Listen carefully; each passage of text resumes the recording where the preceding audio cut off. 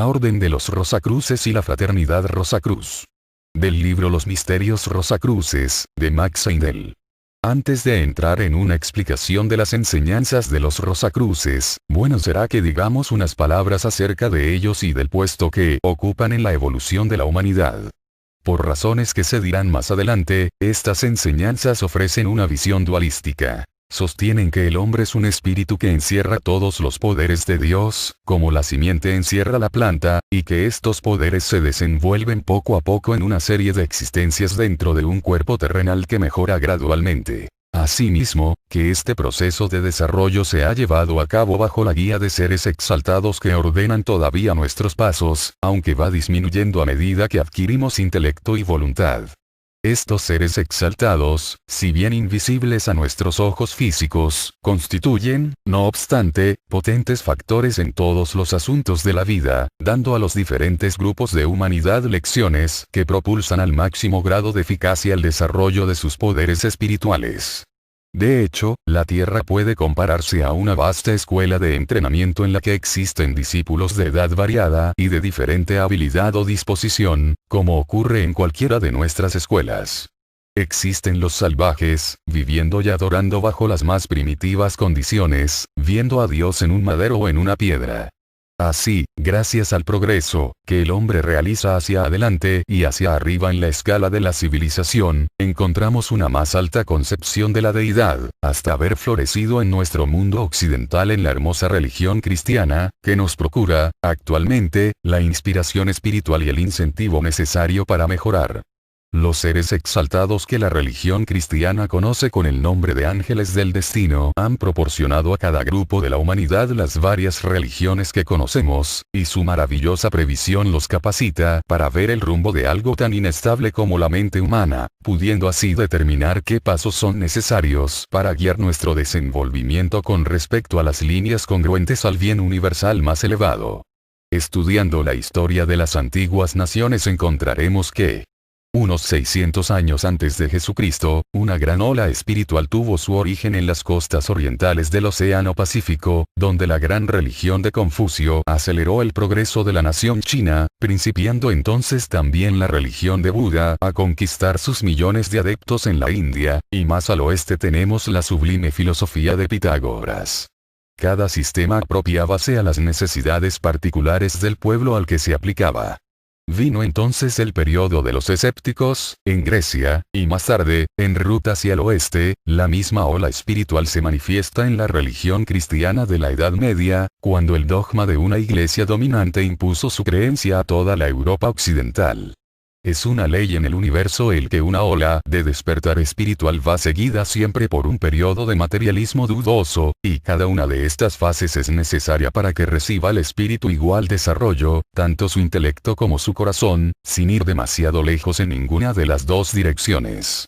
Los grandes seres mencionados anteriormente, que cuidan de nuestro progreso, toman siempre sus medidas para preservar a la humanidad de este peligro, y cuando previeron la ola de materialismo que comenzó en el siglo XVI con el nacimiento de nuestra ciencia moderna, tomaron las medidas para proteger al oeste, como habían anteriormente salvaguardado al este contra los escépticos, que se vieron contenidos por las escuelas de misterios. En el siglo XIII apareció en la Europa central un gran maestro espiritual cuyo nombre simbólico fue Christian Rosenkreutz. Esto es, Cristiano Rosacruz. Y que fundó la misteriosa Orden Rosacruz, con relación a la cual tantas suposiciones se han hecho sin que gran cosa haya llegado al mundo en general, puesto que es la escuela de misterios del oeste y se abre únicamente para aquellos que alcanzaron el estado de desenvolvimiento espiritual necesario para ser iniciados en sus secretos relativos a la ciencia de la vida y del ser.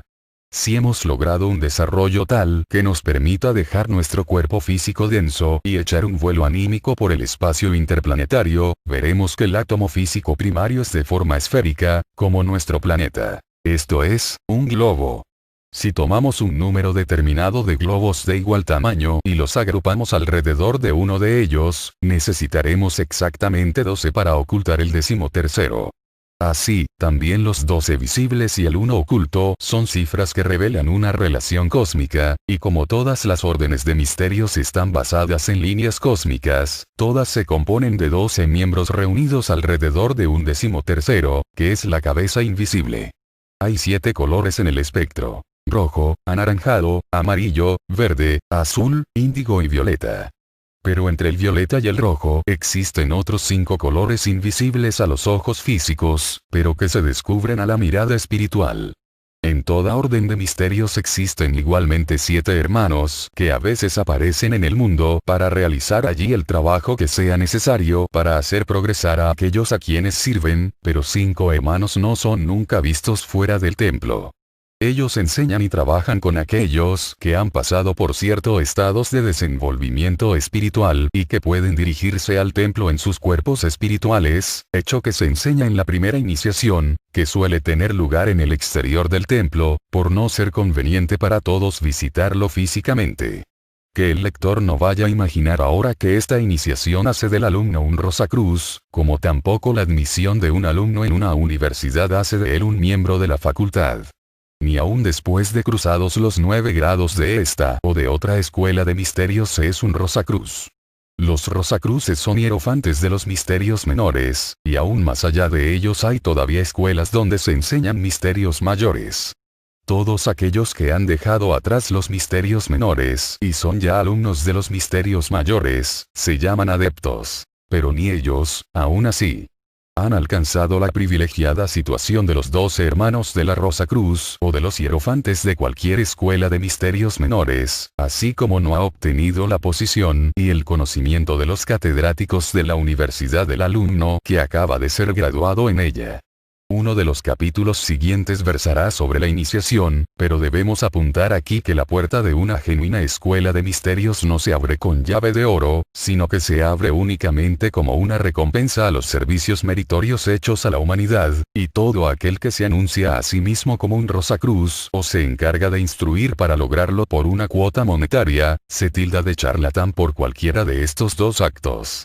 El discípulo sincero de cualquier escuela de misterios es demasiado modesto para anunciarlo a voz en grito. Desdeñará todos los títulos y honores de los hombres, y no tendrá interés por las riquezas, salvo las riquezas de amor que le concedan aquellos a quienes se le presentó la ocasión y el privilegio de ayudar y enseñar. En los siglos transcurridos desde que fue formada la Orden Rosacruz, sus miembros han trabajado secreta y calladamente, esforzándose en moldear el pensamiento de la Europa occidental mediante las obras de Paracelso, Boheme, Bacon, Shakespeare, Flood y otros. Cotidianamente a la medianoche, cuando las actividades físicas del día están en su más bajo reflujo y los impulsos espirituales en su flujo superior, envían desde su templo vibraciones que agitan y conmueven el alma para contrarrestar el materialismo y para impulsar el desarrollo de las fuerzas del alma. A sus actividades debemos la espiritualización gradual de nuestra mínima ciencia materialista.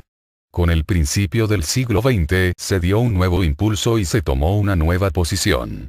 Se concibió que debía hacerse algo para dar un aspecto científico a la religión, así como para hacer religiosa a la ciencia, con objeto de que al fin puedan ambas mezclarse, toda vez que hoy en día el corazón y la cabeza, es decir, el sentimiento y el intelecto, están divorciados. El corazón siente instintivamente la verdad de la enseñanza religiosa referente a tales maravillosos misterios como el de la concepción inmaculada, el nacimiento místico, la crucifixión, la muerte mística, la sangre purificadora, el perdón de los pecados y las otras doctrinas de la Iglesia, las cuales rehúsa aceptar y creer el intelecto, porque son imposibles de demostrar y en apariencia están en pugna y en contraste con la ley natural. El progreso material puede ser impulsado cuando domina el intelecto, y los anhelos del corazón quedan desatendidos. Pero el crecimiento del alma quedará retardado hasta que también el corazón reciba lo que le corresponda. Con el objeto de proporcionar al mundo una enseñanza que reúna las características de satisfacer a la mente y al corazón, se necesitó buscar e instruir a un mensajero. Como es de suponer, era necesario que reuniese determinadas cualidades, y el primeramente elegido fracasó al sufrir cierta prueba, pese a haber empleado varios años para prepararle para este trabajo. Es bueno repetir que hay una época para sembrar, así como hay otra para la cosecha, y que también hay determinadas estaciones para todos los trabajos de la vida, y, en concordancia con esta ley de periodicidad, todos los impulsos para la elevación espiritual deben darse en momentos apropiados para que tengan éxito. La primera y la sexta década de cada siglo son propicias especialmente para comenzar la promulgación de enseñanzas espirituales nuevas. Por lo tanto, los Rosacruces quedaron muy afectados por aquel fracaso, porque solo restaban 5 años de la primera década del siglo XX. Su segunda elección de un mensajero recayó en el autor de este trabajo, aunque él no lo supo por aquel entonces, y mediante un esfuerzo de ayuda sobre las circunstancias que concurrían en el autor, hicieron posible que pudiera empezar el periodo de preparación para el trabajo que se deseaba que hiciera. 3 años después, en ocasión de haber ido a Alemania, así como por circunstancias arregladas por la invisible fraternidad y cuando se hallaba en el límite de la desesperación por haber descubierto que la luz que era el objeto de su busca quedaba reducida a una linterna mágica, los hermanos de la Orden Rosacruz lo pusieron a prueba para ver si él podría ser el fiel mensajero y darle las enseñanzas que deseaban confiarle para que luego se difundieran por el mundo. Cuando el autor hubo pasado felizmente la prueba, le dieron la monumental solución para el problema de la existencia, publicada por primera vez en el concepto Rosacruz del Cosmos, en el mes de noviembre de 1909, algo más de un año antes de la expiración de la primera década del siglo XX. Este libro marcó una nueva era en la llamada literatura oculta, y las muchas ediciones que han sido publicadas desde entonces, así como los millares de cartas que continuamente llegan al autor, son testimonios elocuentes del hecho de que las gentes están encontrando en esta enseñanza una satisfacción que en vano habían buscado anteriormente.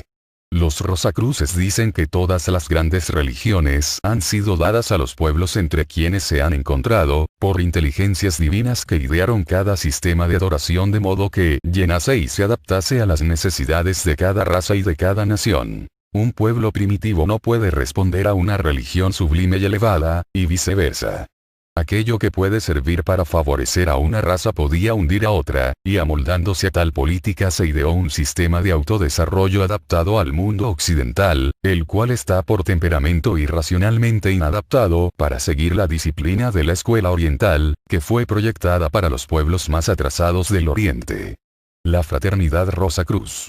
Con el propósito de promulgar en el mundo occidental las enseñanzas rosacruces, se fundó la Fraternidad Rosacruz en el año 1909. Esta es el heraldo de la edad acuaria, cuando el Sol por precesión vaya a la constelación de Acuario, lo cual traerá al exterior y a la manifestación todas las potencias espirituales e intelectuales en el hombre, que están simbolizadas por tal signo. Al igual que el calor de un fuego calienta todos los objetos dentro de su esfera de irradiación, así también el rayo de Acuario elevará las vibraciones de la Tierra a un tono que somos incapaces de comprender por ahora, aunque tengamos ya demostraciones de los trabajos materiales de esta fuerza en las convenciones que han revolucionado la vida dentro de la memoria de la generación presente. Nosotros nos hemos asombrado ante los rayos X con los cuales se ve a través del cuerpo humano. Pero cada uno de nosotros tenemos un sentido latente, el cual cuando esté desarrollado permitirá al hombre ver a través de un número cualquiera de cuerpos y a cualquier distancia. También nos maravillamos ante las conversaciones telefónicas de continente a continente, pero todos tenemos internamente un sentido latente de habla y de oído que es mucho más agudo y potente. Nos sorprendemos ante la visión de los buques navegando bajo el agua o de los aparatos que surcan los cielos, pero también nosotros todos somos capaces de viajar bajo el agua o de remontarnos a grandes alturas, y aún más. Nosotros podremos atravesar las rocas más sólidas, y entre el rugiente fuego, sin sufrir el más ligero daño cuando sepamos el modo de hacerlo, y el rayo mismo es lento comparado con la velocidad que nos será dable alcanzar. Esto nos parece un cuento de hadas o pura fantasía, como las novelas de Julio Verne hace una generación, pero la edad acuaria será testigo de la realización de todos estos sueños y aún de muchos más, de lo cual no podemos ni tener idea actualmente. Semejantes facultades las tendrán entonces gran cantidad de personas, quienes las habrán desarrollado gradualmente, del mismo modo que hasta la fecha hemos aprendido a caminar, hablar, oír, ver, etc. Todo esto entraña un gran peligro, pues, como es obvio, cualquier ser dotado de tales facultades puede usarlas en detrimento de la mayoría del mundo, a menos que sea refrenado por un espíritu de desinterés y un altruismo hacia toda la natura. Así pues, la religión es necesaria hoy en día como nunca antes lo ha sido, para inculcar el amor y la fraternidad entre los hombres, para que de este modo puedan prepararse para usar el mayor de los dones que tienen reservados bien y sabiamente. Esta necesidad de la religión es sentida especialmente por cierta clase de personas, en las que el éter está unido más sueltamente a los átomos físicos que lo está en la mayoría, y por esta razón la mencionada clase está empezando a notar las vibraciones de Acuario. Esta clase está, asimismo, dividida en dos grupos. En uno de ellos domina el intelecto, y las personas de tal clase procuran, naturalmente, interiorizarse de los misterios espirituales por mera curiosidad y desde el punto de vista de la razón. Persiguen el sendero del conocimiento por el conocimiento en sí, considerándolo como una finalidad en sí mismo. La idea de que el conocimiento es de valor únicamente en el caso de ser puesto en práctica para un uso constructivo parece que no ha surgido a través de su raciocinio. A los individuos de esta clase los podemos llamar ocultistas.